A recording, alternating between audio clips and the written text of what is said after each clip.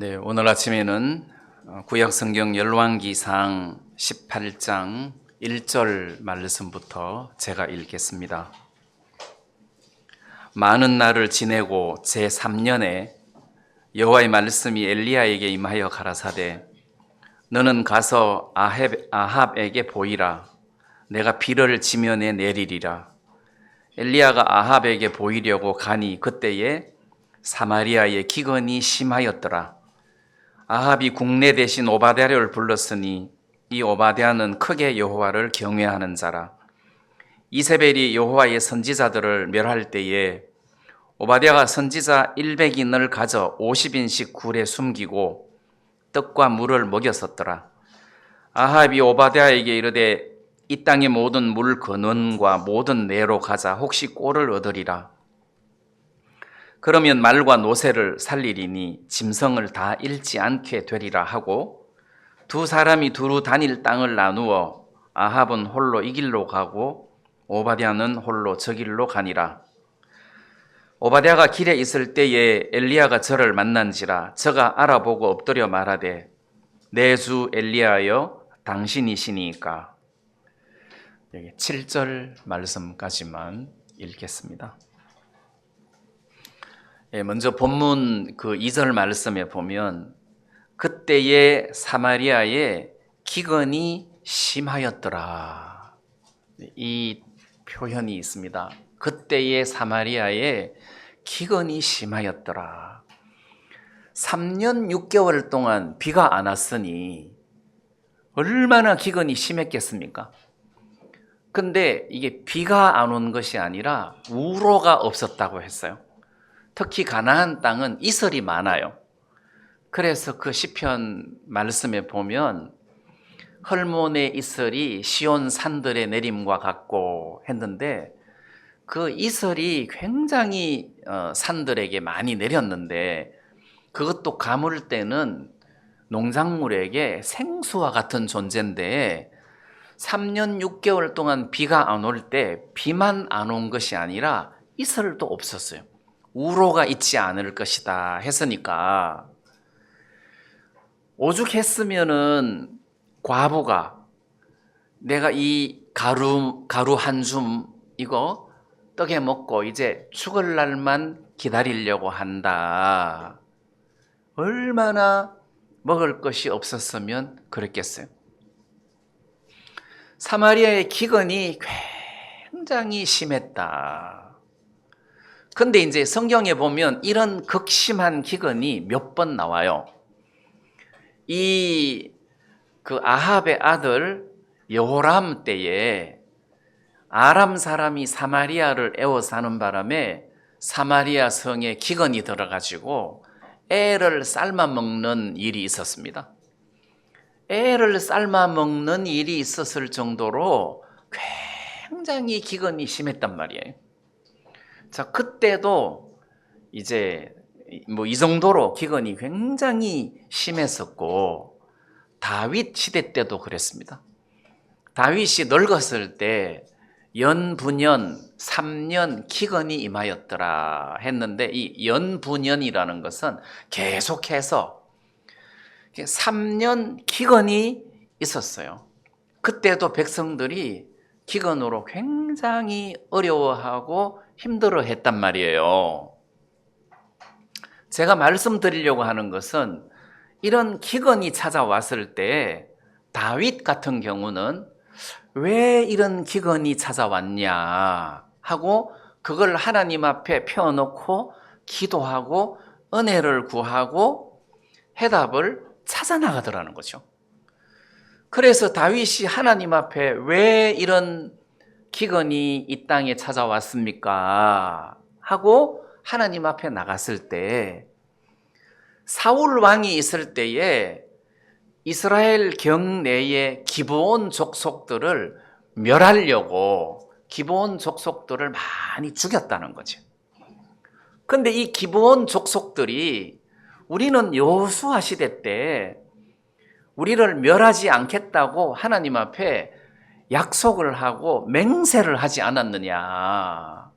우리가 항복하는 바람에 당신들의 종이 되겠다 하고 그 대신 목숨을 살려주는 대신 우리를 멸하지 않겠다 하고 여호와의 이름으로 맹세를 해놓고 왜 우리를 죽이느냐 해서 하나님을 향한 기브온 족속들의 원성이 그 땅에 기근을 불러온 거예요. 다윗이 그것을 알았어요.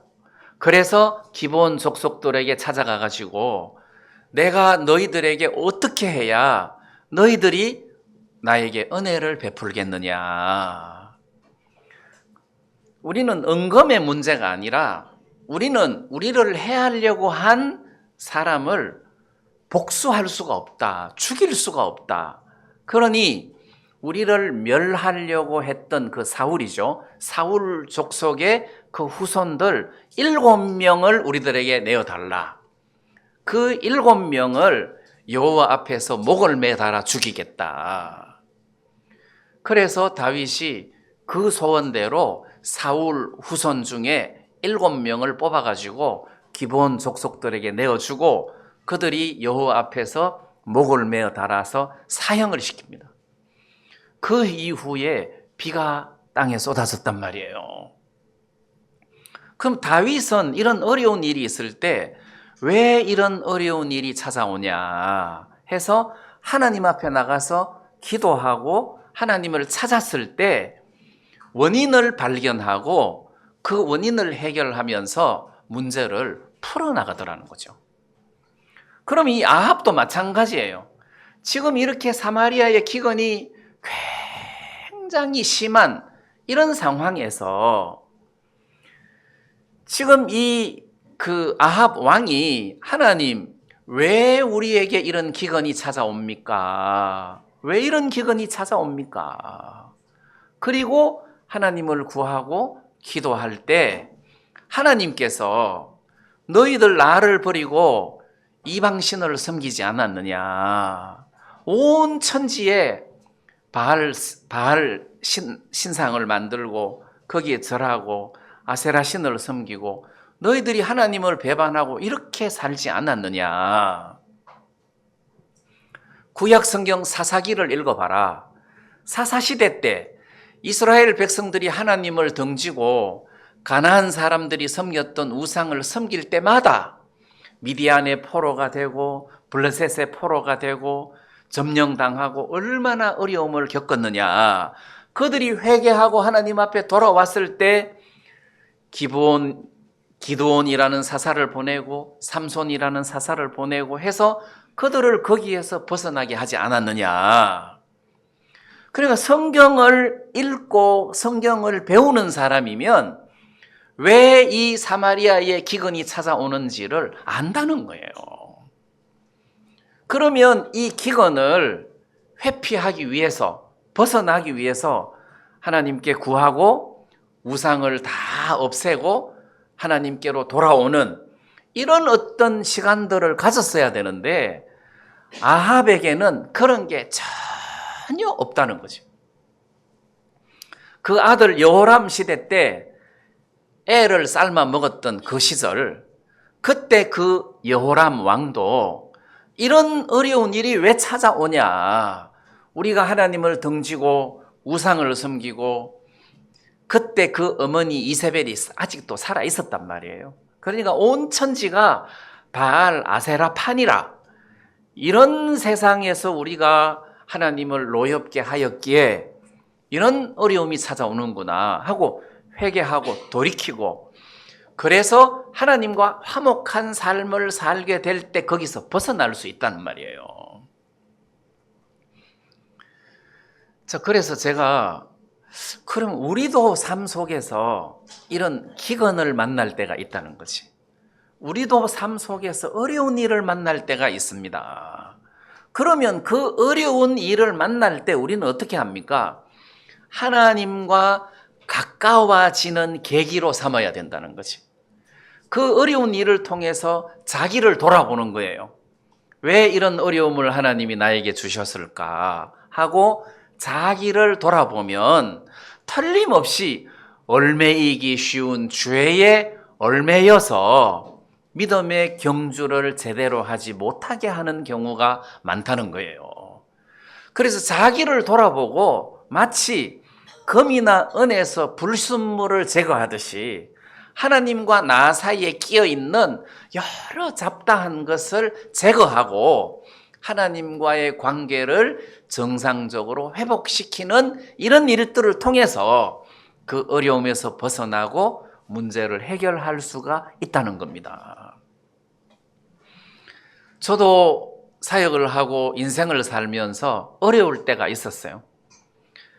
아니, 대학교 다니는 아들이 집을 나갔어. 집을 나가가지고 목사 아들이 교회도 안 나오고 집 나가가지고 진짜 말도 안 듣고 방탕하게 사니까 그 진짜 괴롭더라고. 그러면 아들이 문제입니까? 내가 문제입니까? 내가 문제라는 거지. 표면적인 문제는 아들 문제고 이면적인 문제는 내 문제라는 거지. 내가 하나님과 사이에서 뭔가 끼어 있으니까 하나님이 나를 정결케 하려고 이런 일을 하시는구나. 이렇게 생각하고 나를 돌아보고 마음을 낮추는 거예요. 그 다음에 이제 우리 아들이 혀암이 걸렸어. 그것도 암이잖아요.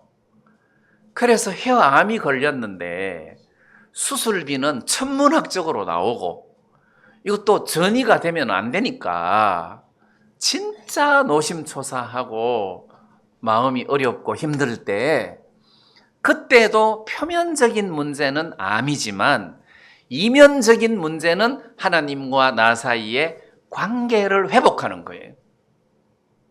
자, 그때 내가 나를 돌아보고 교만한 내 마음을 낮추고 겸비한 마음을 가지면서 하나님의 은혜를 입게 되고 하나님과 가까워지는 계기가 된다는 거예요. 이런 악한 아합도 나봇의 포도원 사건 이후에 선지자가 나타나서 저주를 예언을 하는 거예요. 저주를 받을 거다. 그 선지자의 저주의 예언을 듣고 아합이 그때 어떻게 했느냐 하면 옷을 찢고 굵은 배를 몸에 동이고 금식하고 걸음도 천천히 걷고 이렇게 마음을 낮추었더니 하나님께서 감동을 드신 거예요. 그 악한 아합이 저주의 예언을 듣고 굵은 배를 입고 마음을 겸비하게 하니까 하나님이 아합이 내 앞에서 겸비함을 네가 보느냐? 내가 재앙을 저희 시대에 내리지 아니하고 그 아들의 시대에 내리겠다. 그래가지고 여로보암 때 저주가 내려와서 그 집안이 완전히 망하잖아요.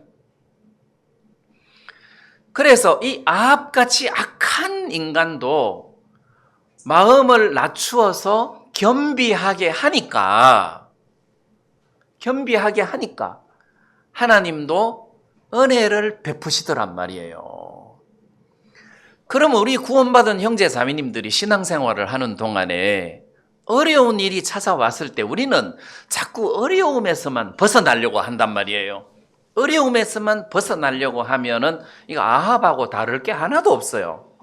어려움에서 벗어나려고 할 것이 아니라 왜 하나님이 내게 이 어려움을 주셨느냐 해서 그 어려움을 통해서 하나님과 나 사이에 끼어 있는 그런 불순물들을 제거하고 얽매이기 쉬운 죄에서 자기를 가볍게 하는, 자기를 좀 내려놓는 이런 시간들이 필요하다는 거죠. 우리는 너무 쥐려고 하니까 시험이 찾아오고 문제가 찾아오는 경우가 있단 말입니다.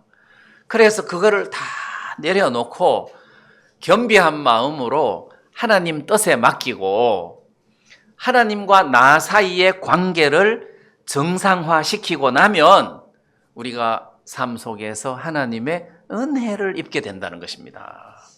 그래서 사사기서를 읽어보면 같은 일들을 계속 반복하고 있다는 사실을 우리가 발견할 수가 있는 거예요.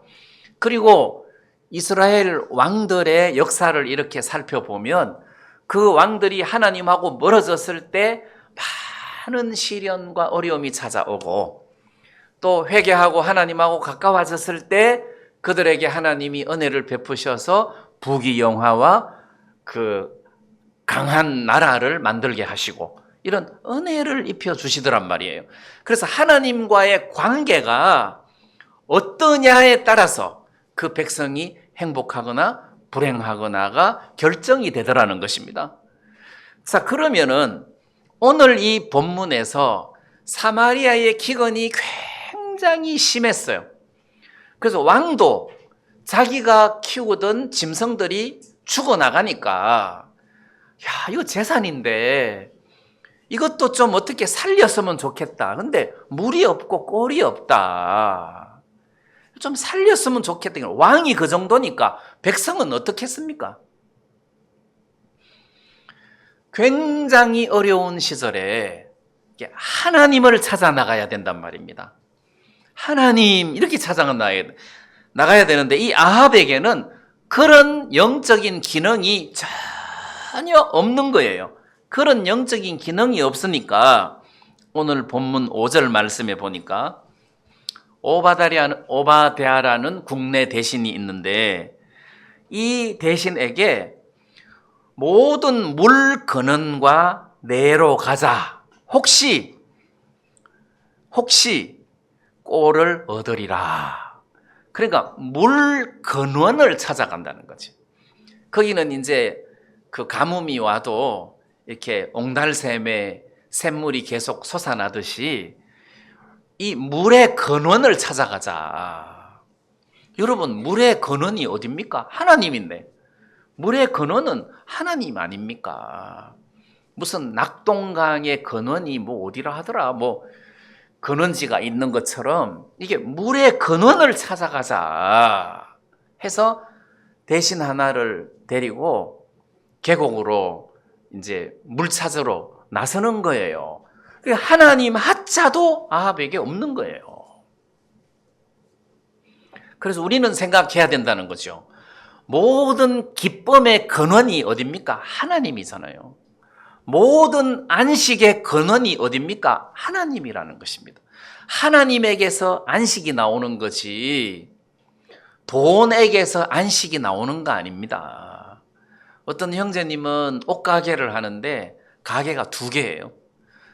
현금 장사를 많이 하다가 보니까 그거를 간추릴 시간이 없어가지고 쌀자루에다가 현금을 넣어놓고 밤에 저녁 먹고 퇴근해가지고 저녁 먹고 그 돈을 방바닥에 쏟아 부어놓고 그걸 이제 정리를 하고 헤아려가지고 그 다음날 은행에 입금을 시키는데, 하루 저녁에는 그 돈을 쌓아놓고 부부가 펑펑 울었다고 하더라고. 펑펑 울었다 하더라고. 그래가지고 우리 교회에 가자 해가지고 그 다음 주에 교회를 오셨어요. 그러니까 그 돈이 그 사람에게 안식을 주지를 못한다는 거죠. 기쁨을 주지를 못한다는 거예요. 그러면 물 근원이 어딥니까? 하나님 아닙니까? 안식이나 기쁨이나 소망의 근원이 어딥니까? 하나님이라는 거죠. 어디 들로 산으로 헤집고 다녀야 되는 게 아니라는 거죠. 근데 아합이 하나님을 향하는 눈이 없기 때문에 그냥 표면적으로 물 근원을 찾아 나선다는 거예요. 세상 사람들이 돈이 없거나 옷이 없거나 집이 없어서 불행한 게 아니잖아요. 하나님이 없어서 불행한 것이거든. 하나님이 없어서 쉬지를 못한단 말이에요. 자, 그렇기 때문에 우리 구원받으신 분들은 삶 속에서 어떤 문제가 찾아왔을 때 자기를 돌아보는 계기로 삼아야 된다. 자기를 돌아보는 계기로 삼아야 된다. 그리고 하나님과 화목한 관계를 유지해야 된다. 하나님과 나 사이에 하나님보다 더 귀한 것이 있으면 뽑아내야 된다. 저는 우리 어머니가 85인데 그러면 지금 그 연세에 뭐가 복이 되고 기쁨이 되겠습니까?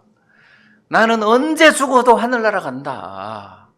그 믿음이 우리 어머니한테 기쁨 아니겠습니까? 우리 어머니가 뭐 이렇게 돈 준다고 해서 그게 뭐 큰 만족이 되겠습니까? 그 돈을 어디다 쓰겠습니까? 우리 어머니가 무슨 뭐 좋은 고급스러운 옷을 입고 행복해 하겠습니까? 입고 나다닐 때도 없어요. 이제는 그 연세에 내가 지금 죽어도 하늘나라에 간다. 하나님 참 감사합니다. 그 믿음이 우리 어머니를 가장 행복하게 만들어 줄 거라고요. 돈보다도.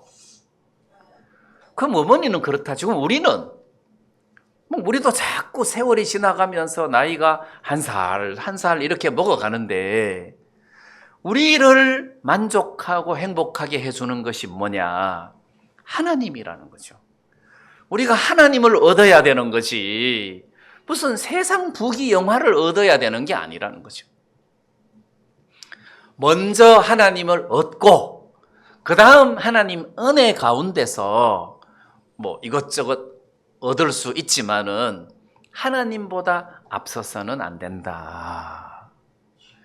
근데 제가 오늘 말씀드리려고 하는 것은 정신없이 살다가 보면 어느 날 어려움이 찾아온다. 사마리아의 기근이 심하였더라. 내 마음에 기근이 심하였더라. 우리 집안의 기쁨이 다 떨어졌더라 할 때 왜 이렇지? 하고 자기를 돌아보는 그런 기회로 삼아야 되지 않겠느냐. 네, 이런 생각이 좀 들었습니다. 근데 이제 이 본문에는 제가 본문으로는 읽지 않았지만 18장 17절에 보면 이렇게 굉장히 어렵고 힘들 때 엘리야가 나타났어요. 엘리야를 만났어요. 그러니까 아합이 엘리야를 보고 뭐라고 말하느냐 하면 17절에 엘리야를 볼 때에 저에게 이르되 이스라엘을 괴롭게 하는 자여 니냐. 그러니까 엘리야를 보고 이스라엘을 괴롭게 한다고 지금 말하고 생각하고 있는 거예요. 왜 그렇습니까? 엘리야가 말하기를 내 말이 없으면 이 땅에 우로가 다시 있지 않을 것이다. 이렇게 저주를 예언했거든. 그때부터 비가 안 오니까 이 기근의 책임은 엘리야에게 있다는 거지. 그러면 왜 그런 저주의 예언을 했느냐? 내가 하나님을 등졌기 때문에 저런 저주를 하나님이 엘리야를 통해서 하게 하셨구나. 이렇게 생각하고 마음을 돌이킬 생각을 안 하고 엘리야가 우리를 괴롭게 한다. 이렇게 생각하고 있는 거예요. 이게 이제 육신적인 사람의 특징이라는 겁니다. 그 아들 여호람 왕도 그랬잖아요. 사마리아에 애 삶아 먹는 일이 있을 때 그때 여호람 왕은 오늘날 엘리사의 머리가 거기 붙어 있으면 하나님께서 내게 벌을 내리시기를 원하노라 이랬다는 거죠. 내가 엘리사를 죽이겠다. 사연인적 도단에 있을 때 아람 사람이 도단을 포위했는데 여기가 너희들이 찾는 성이 아니니 나를 따라오너라 해서 눈을 멀게 해가지고 사마리아로 데리고 왔거든. 요람 왕이 내 주여 죽이리까 하고 죽이려고 하는데 떡과 물을 먹여서 그냥 돌려보내라고 했단 말이에요. 그때 내가 죽였어야 되는데 그래야 다시는 못 쳐다로. 왜냐면 국력이 팍 쭈그러드니까 죽으면 지가 살리라 그래갖고 살려보냈더니 이렇게 또 쳐들어왔잖아. 내 말 안 듣고 이제 이런 식이라는 거죠.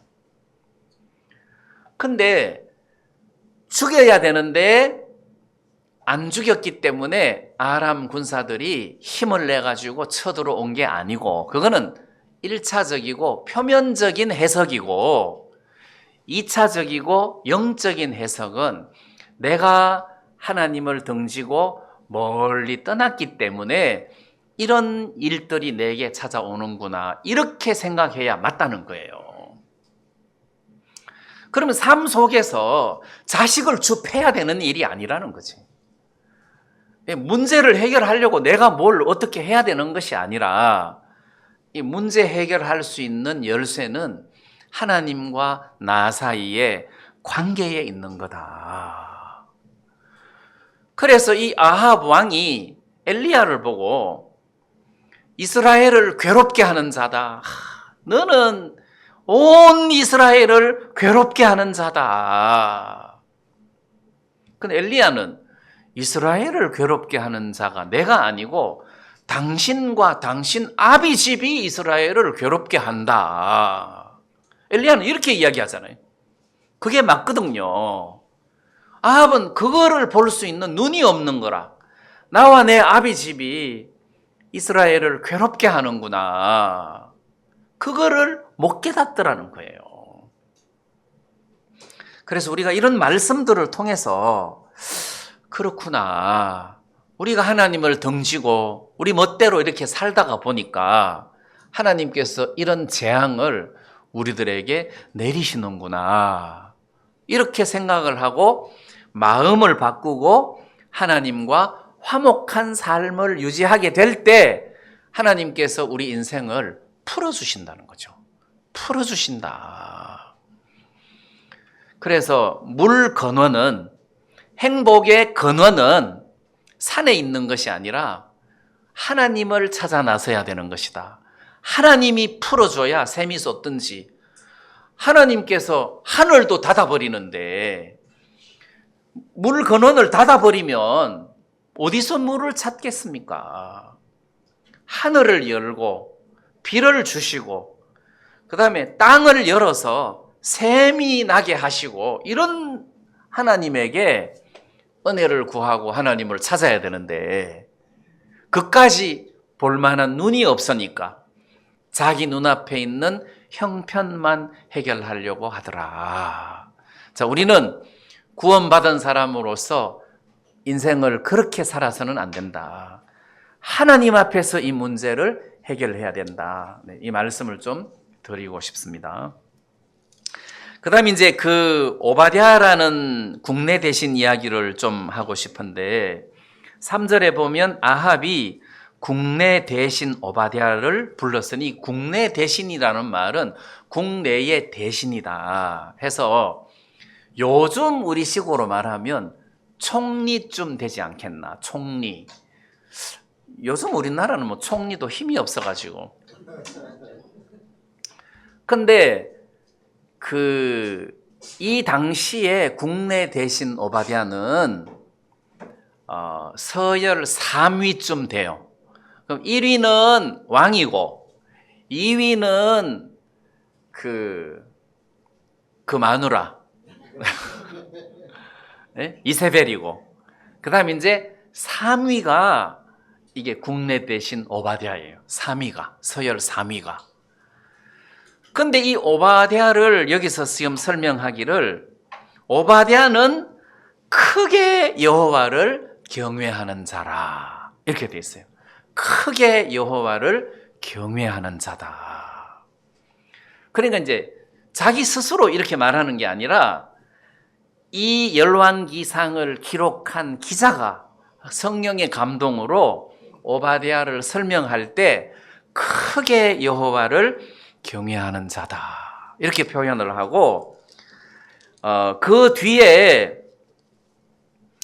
오바댜가 자기를 소개하면서 그 12절 끝부분에 보면 당신의 종은 어려서부터 여호와를 경외하는 자다. 자, 엘리야 앞에 자기가 고백을 할 때 당신의 종 나는 어려서부터 여호와를 경외하는 자다 했으니까 정말 하나님을 사랑하고 두려워하고 하나님 앞에 순종하는 이런 사람이었다. 그리고 이세벨이 여호와의 종들을 전부 다 잡아 죽일 때 이 오바댜가 100명의 선지자들을 모아가지고 50명씩 굴 속에 심겨놓고 떡과 물을 갖다 줬단 말이에요. 그러면 사람을 굴 속에 숨겨놓고 떡과 물을 갖다 줄 때 한 달에 한 번씩 갖다 주면 됩니까? 최소한 하루에 한 번은 갖다 줘야 되잖아요. 그리고 그 아합하고 이세벨, 진짜 그 바알 천지 세상에서 이 국내 대신 오바댜가 그 선지자들 100명을 굴 속에 숨겨놓고 떡과 물을 매일 갖다 줬다는 것은 이게 목숨을 걸고 선지자들에게 떡과 물을 줘야 행할 수 있는 일이라는 거죠. 그래서 얼른 이렇게 성경을 읽다가 보면 국내 대신이 그 권력이 탐이 나서 아합에게 붙어 먹느라고 타협을 한 것처럼 보이는데, 그러지 않고 좀 방향을 바꾸면 이 위치에서는 정말 하나님을 뜨겁게 섬기는 사람이다, 또 이런 생각을 할 수도 있어요.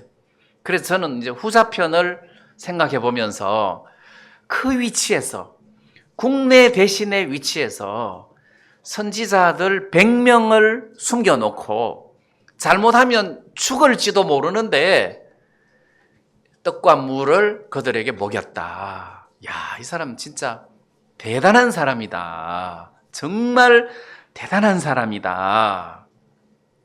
네, 이런 생각이 좀 들었습니다.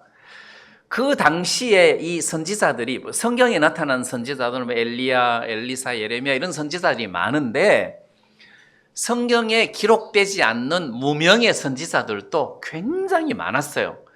하나님의 선지자들이 전국 곳곳에 흩어져 있으면서 그들에게 율법을 가르치고 하나님을 섬길 수 있도록 이렇게 독려해 주는 이런 선지자들이 많이 있었단 말이에요. 또 뿐만 아니라 하나님께서 엘리야는 이세벨이 하나님의 종들을 다 죽여서 나만 홀로 남았다고 말하지만, 하나님은 바알에게 무릎 꿇지 않는 사람 7,000명을 내가 남겨놨다 했으니까, 이 오바댜를 통해서 이렇게 100명, 뭐 또 다른 사람을 통해서 100명 이렇게 해서 많은 사람을 하나님께서 숨겨놓고 보호하시고 그들을 살려놨단 말이에요. 그래서 이 선지자들이 백성들을 가르치고 하나님을 섬길 수 있도록 영적으로 이끌어주는 그런 교사들이었단 말이죠. 근데 이제 이 국내 대신이 오바댜가 이런 일들을 하면서 그 선지자들을 살리고 하나님을 경외하고, 그리고 엘리야를 만났을 때 엎드려 절하면서 내 주 엘리야여 당신이니까, 그러면서 내 주 이렇게 표현하는 거 보면, 이거 내 주, 이거 왕에게 이런 표현을 해야 되는데, 근데 엘리야에게 내 주 당신이니까, 이런 어떤 표현까지 이 오바댜는 정말 하나님을 사랑하는 사람이다, 이런 생각이 들었습니다. 근데 이제 마음에서 도전이 되는 거죠.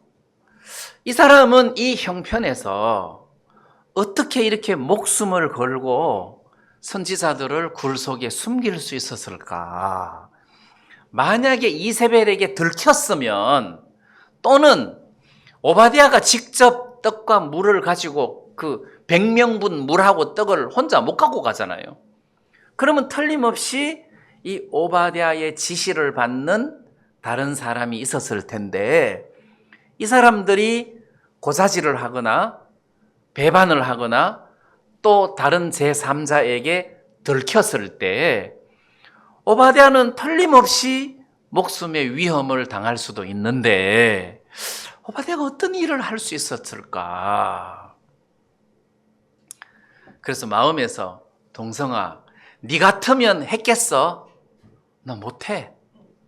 옛날에는 할아버지도 무서워갖고 아양 떨었는데, 내가 그 오바댜면 이게 목숨 부지하려고 이세벨이나 아합에게 틀림없이 입에 혀처럼 놀았겠더라고. 그래야 내가 사니까. 근데 오바댜는 이렇게 안 했단 말이에요. 그러니까 이게 믿음의 세계가 나하고 다르니까 마음에서 도전이 되는 거예요. 그러다가 마음에서 소망이 생기고 믿음이 생긴 것이 이거는 오바댜가 아니라 하나님이 오바댜를 사용하셨구나. 이 깨달음이 왔어요. 까마귀가 훌륭한 것이 아니에요. 하나님이 까마귀를 사용하셔서 엘리야를 먹였다. 그러면 누가 까마귀를 칭찬합니까? 그 까마귀 참 대단하다. 이런 사람 아무도 없어요. 까마귀 칭찬하는 사람은 아무도 없어요. 하나님이 그 까마귀를 통해서 떡과 고기를 그 엘리야에게 갖다 줬단 말입니다. 야, 하나님이 까마귀 마음을 감동시켜서 자기 입에 안 들어가도록 목을 잠가 놓고 엘리야에게 그 떡과 고기를 갖다 주게 한 거 아니에요. 야, 하나님이 이 까마귀를 통해서 이렇게 일을 하셨구나. 그 다음에 이제 사르밧 과부가 믿음이 있는 게 아니고 하나님께서 내가 사르밧 과부를 통해서 너를 공개하리라 이랬단 말이에요. 하나님께서 왜 하필이면 부잣집 부인을 통해서 공개를 안 하고 사르밧 과부를 통해서 공개를 합니까? 쥐먹을 것도 없는 사람이 엘리야를 공개한다는 것은 하나님의 능력이다, 이런 뜻입니다. 하나님의 능력으로 이 사람이 엘리야를 공개한 것이다.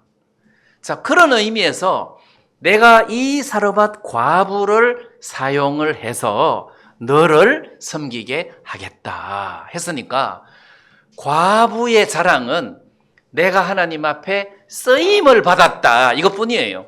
내가 하나님 앞에 쓰임을 받았다. 근데 실제로 엘리야를 섬기게 하는 능력은 하나님이라는 거죠.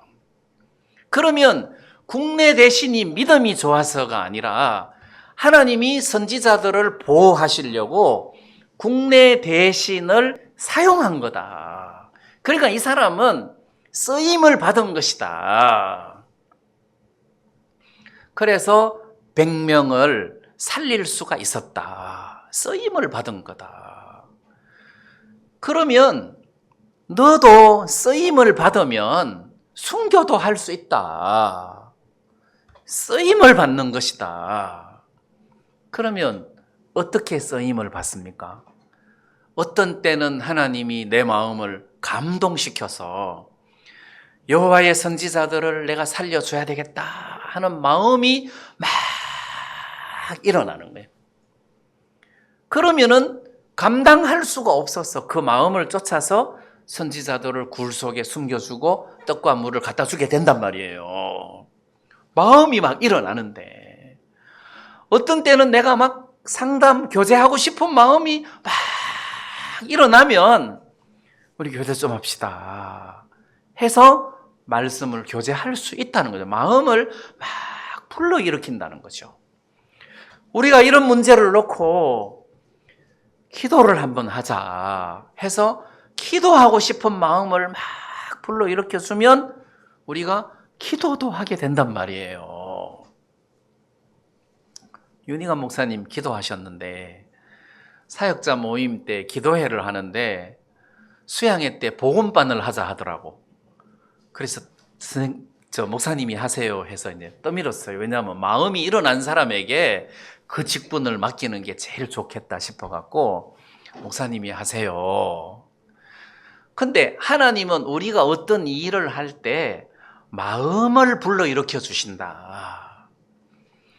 그래서 하나님에게 쓰임 받고자 하는 준비된 사람에게 그 준비된 그릇을 하나님이 그 사람을 쓰신다는 거죠. 그래서 하나님이 쓰시는 것이지 그 사람이 믿음이 대단하다 그렇게 표현하실 수는 없다는 겁니다. 하나님이 이 국내 대신 오바댜를 통해서 이런 일을 했구나. 출애굽기를 읽는데 이스라엘 백성들이 애굽에서 400년을 머무는 동안 백성들의 수가 수백만 명이 됐어요. 남녀 애들 다 합치면 수백만 명이 되죠.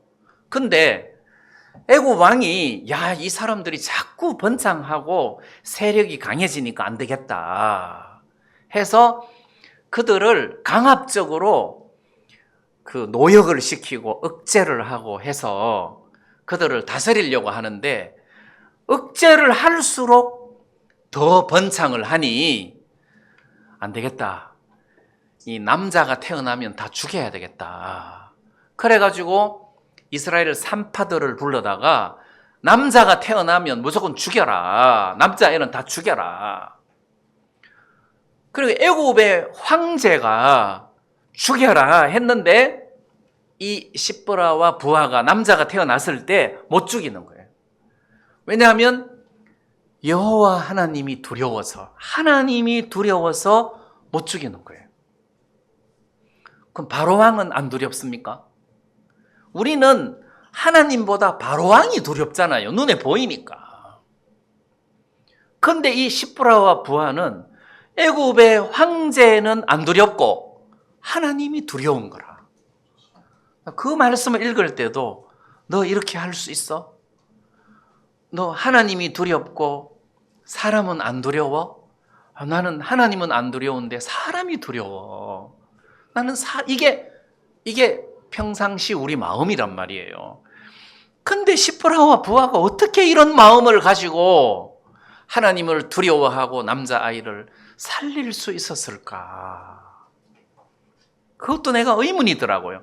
근데 가만히 생각해 보니까 시브라와 부하가 아니라 하나님이 이스라엘을 보호하시기 위해서 시브라와 부하 마음에 하나님을 두려워하는 마음을 주시고 애굽 바로 왕의 명령보다도 하나님을 두려워하게 하셨다는 거죠. 하나님이 이렇게 하셨구나. 이스라엘을 건지려고 애굽에서 보호를 하려고 하나님이 이렇게 하셨구나. 그래서 하나님의 뜻이 다분하게 담겨 있기 때문에 시브라와 부하가 아니면 하나님은 다른 사람이라도 써서 그 남자아이를 보호해야 되는 거예요. 안 그러면 하나님께서 이스라엘 백성들에게 약속하신 약속이 다 깨지니까 시브라와 부하가 아니면 다른 사람이라도 써야 되는 거예요. 이 사람들도 하나님 앞에 쓰임을 받았구나. 하나님 앞에 쓰임을 받았구나. 자, 그래서 우리가 하나님이 어느 날 나를 감동시켜서 나를 쓰시면 내가 뭐든지 할 수 있겠구나. 내가 지금 결심을 하는 것이 아니라 어느 날 하나님이 나를 들어 쓰시는 거예요. 그러면 내가 복음도 전할 수 있고 집회도 할 수 있고 순교도 할 수 있고 내가 굉장히 인색한 사람이지만 물질을 드릴 수도 있고 그래 나는 내가 뭘 해야 되겠다가 아니라 내가 하나님 앞에 쓰임을 받고 싶다. 시브라와 부하처럼 하나님 어느 날 나를 들어서 이 일을 하십시오. 오바댜를 쓰듯이 어느 날 나를 들어서 하나님 좀 사용해 주십시오. 내가 이렇게 하나님 앞에 쓰임을 받고 싶습니다 하고 준비된 그릇으로 내가 살아갈 때 하나님이 어느 날 나를 쓰신다는 거죠. 그 차이지 무슨 특별한 사람이 아니다. 이런 생각이 드는 겁니다. 그러니까 여러분들이 무슨 대단한 믿음을 찾아야 되는 것이 아니라 하나님께서 내게 이렇게 감동시켜 주시면 나는 이런 일꾼이 될 수도 있습니다. 오바댜처럼 살 수도 있고 십부라와 부하처럼 살 수도 있습니다. 사르밧 과부처럼 이렇게 살 수도 있습니다. 하나님이 나를 감동시켜 주시면 이렇게 살 수 있습니다. 하나님 내 마음을 감동시켜 주십시오. 이렇게 은혜를 입어서 사는 거지. 내가 새해부터는 2025년 원래 양력으로 해야 되는데 그 사이에 결심이 깨졌으니까 이제 음력부터 한다. 이제 음력부터 2025년은 내가 이렇게 살리라. 그게 안 된다는 것이요. 그럼 아합 앞에서 자기 목숨이 두려워서 못 한다는 거예요. 애굽 왕이 두려워서 못 한다는 거죠. 근데 하나님의 감동이 오면 그걸 할 수 있다는 겁니다. 이번 설에 제 둘째 동생이 내가 선교학교 들어가는 바람에 고생을 많이 했어요. 중학생이었거든. 너무 고생을 많이 했어요. 아버지는 교통사고로 돌아가시고 어머니는 아프시고 그래갖고 집안이 이게 살아갈 수 있는 형편이 안 됐어요. 그러니까 나를 원망을 굉장히 많이 했어요. 그래서 선교에 있을 때는 나는 복음을 위하여 산다. 고르반. 그러고 그냥 끝냈는데 이번에는 미안하다 했어요. 미안하다. 미안하게 생각한다. 근데 그 하나님 은혜로 뭐 동생들도 이제 뭐 대학도 다 나오고 지금은 다 잘 사는데 그때 내가 선교학교 복음을 위하여 살겠다 하고 신학교를 갈 때 내가 약간 변명을 했어요. 동생아, 그때는 내가 내 정신이 아니었다. 내가 그때는 쉬었다. 이게 하나님이 나를 덮어 씌워서 내 정신이 아니게 해서 나로 이 길을 가게 했다. 내가 이렇게 표현을 했어요.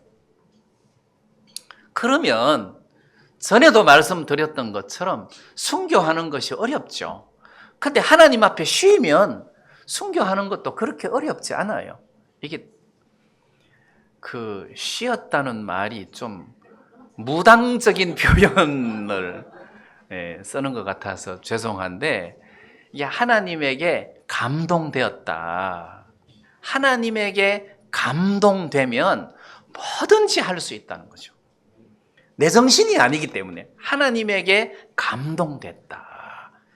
그래서 삶 속에서 간간히 이런 일이 있어요. 제가 그 귀신 들린 사람, 미친 사람들 이렇게 보는데 심한 사람일수록 미친 행동이 자주 나타나요. 하루에도 막 열 몇 번씩 나타나요. 그리고 본정신은 가끔 한 번씩 돌아와요. 근데 덜 심한 사람일수록 본정신이 많고 이게 미친 행동을 간간히 한단 말이에요. 그리고 우리는 덜 감동됐기 때문에 가뭄에 콩나듯이 한 번씩 내 마음이 아닌 주님의 마음으로 쓰임을 받는 거예요. 근데 충만할수록 내 정신이 아니라 자주 많이 또 큰 일에 쓰임을 받는다는 거예요. 하나님의 영이 우리 마음을 많이 지배할수록 오래 길게 쓰임을 받는다는 의미죠. 그래서 하나님이 우리를 감동하시면 하나님이 까마귀도 쓰시고 또 하나님은 뭐 나귀도 쓰시고 사르밧 과부도 쓰시고 또 국내 대신 오바댜도 쓰시고 우리도 이렇게 하나님이 쓰시면 이런 일에 도구가 될 수 있겠구나. 그래서 제 마음속에 소망이 생기는 거예요. 처음에는 부담스러웠어요. 야, 오바댜는 이렇게 하는데 십부라와 부하 이렇게 사는데 너는 뭐 어떻게 사냐 지금. 그건 막 도전이 되는데 하나님, 어느 날 하나님께서 내 마음을 이렇게 감동시키시면 나도 오바댜처럼 이렇게 할 수 있을 것 같습니다. 나도 십부라 부하처럼 이렇게 할 수 있을 것 같습니다. 나도 까마귀처럼 전부 다를 엘리야를 섬기는데 갖다 줄 수 있을 것 같습니다. 하나님 내 마음을 감동시켜 주십시오. 하나님이 나를 잡아 주십시오. 이 마음이 마음에서 막 일어난단 말이에요. 그래서 이게 하나님의 작품이다. 이 국내 대신의 작품이 아니고 하나님의 작품이다. 그러면은 신앙생활을 잘한다는 것은 하나님과 나 사이에 관계가 아주 정상적이고 원만할 때 하나님이 나를 들어서 이렇게 사용하시다가 보니까 오바댜처럼 이런 쓰임을 받는 일들이 생긴다는 겁니다.